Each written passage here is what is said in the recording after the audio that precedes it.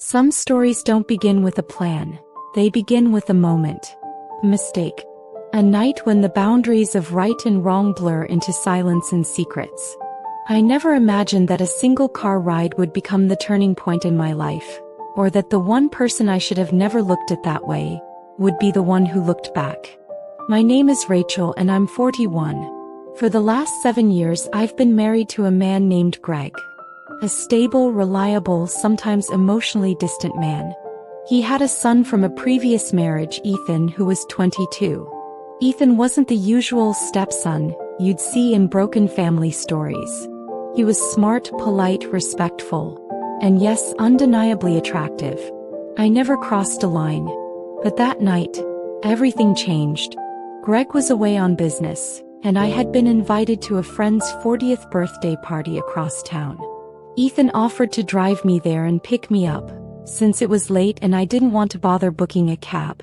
He was home for the summer between university terms and I trusted him. I didn't think twice about it, but I should have. Because after 3 glasses of wine, 2 shots, and a foggy head full of regrets, I climbed into his car and told him things I never should have said. That was only the beginning. The air was warm that night, humid in a way that made everything feel heavier. The music from the garden speakers danced with the laughter of old friends, echoing through the dim lights strung above the backyard. I hadn't seen some of these people in decades. Childhood friends turned strangers, bonded only by the thread of memory and shared years.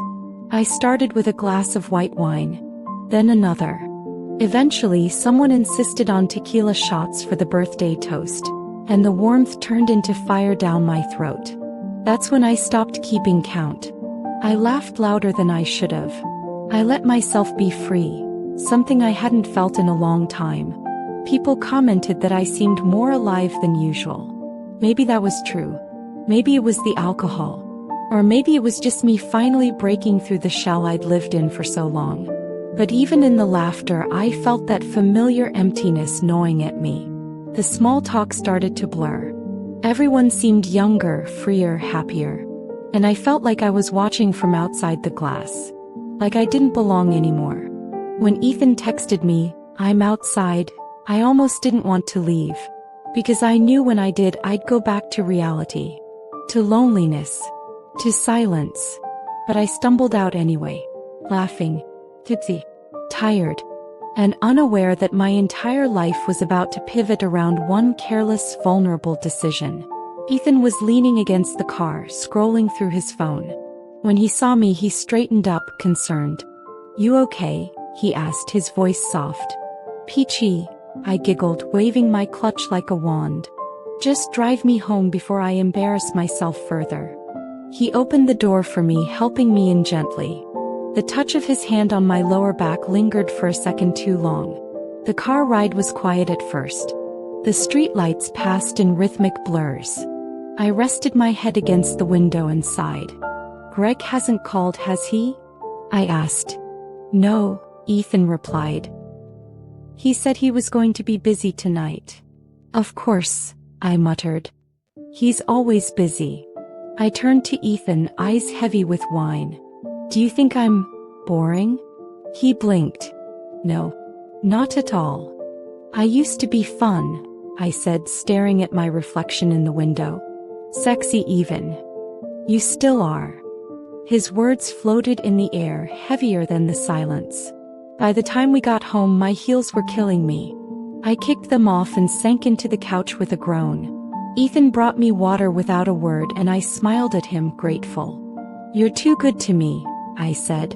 He sat beside me. Not close but not far either. "Do you ever miss your mom?" I asked. It was a question I hadn't asked in years. He hesitated. "Sometimes," he said. "But mostly I wonder what it would have been like if she stayed.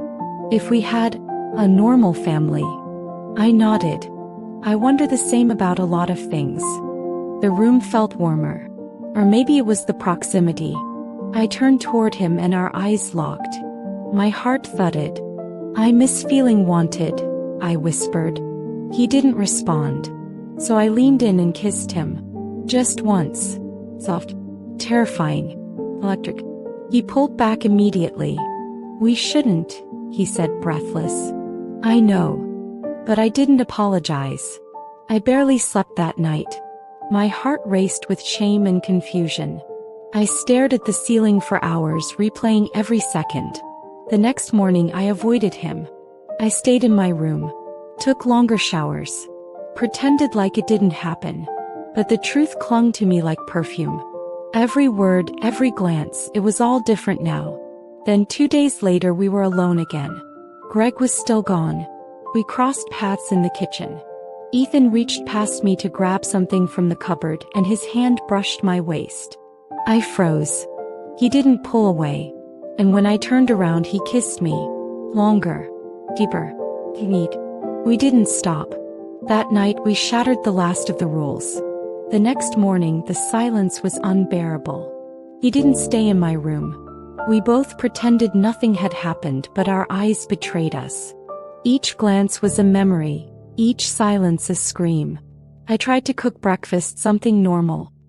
He came down, sat across the kitchen table, and neither of us spoke for 10 minutes. "About last night," I finally said. "I know," he replied. "It's wrong." But it didn't feel wrong in the moment. It felt like everything I've been trying not to feel. That was the truth neither of us could deny anymore. We slipped into something dangerous, a rhythm of stolen kisses and whispered nights. When Greg was home we were ghosts. But when he was gone the fire we lit between us raged. I started to crave him, not just physically but emotionally. Ethan listened. He noticed me.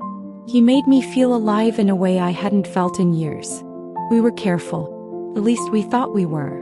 But guilt always knocks, even when you try to silence it with pleasure. And eventually it got louder. One evening, Greg came home early. I was in the kitchen with Ethan when I heard the front door open. My heart nearly stopped. Ethan quickly stepped away and I turned back to the stove like I hadn't just kissed him 10 seconds earlier. Greg kissed my cheek. I flinched. He didn't notice. But I did. I was becoming a stranger to myself. Ethan began pulling away. Not abruptly but slowly. Less eye contact. Less warmth. One night I confronted him. "What's wrong?" "I'm falling for you," he whispered. "And that terrifies me." I felt it too. But I couldn't admit it. So I just kissed him again. Because that was easier than honesty. Greg received an offer to move overseas for work.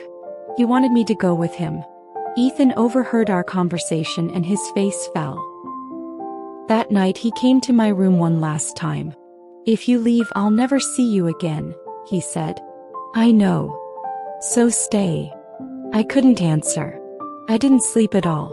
I went with Greg. We moved. Ethan didn't speak to me again. No messages. No calls. But he didn't have to. Because every night I still see that moment. The way he looked at me. The way I didn't fight hard enough to stay. We all live with the choices we make. Some are small. Some break us. And some remain etched into our souls forever. I'm not proud of what I did. But I don't deny it happened. And maybe that's the real punishment. Remembering what it felt like to be truly seen. And knowing you can never go back. If this story made you feel something, leave a comment. Not every story ends in love, but everyone teaches us something. Share your thoughts below. Subscribe for more raw, emotional, and unforgettable true stories. Share with someone who needs to hear this. You're not alone. And every truth has a place here.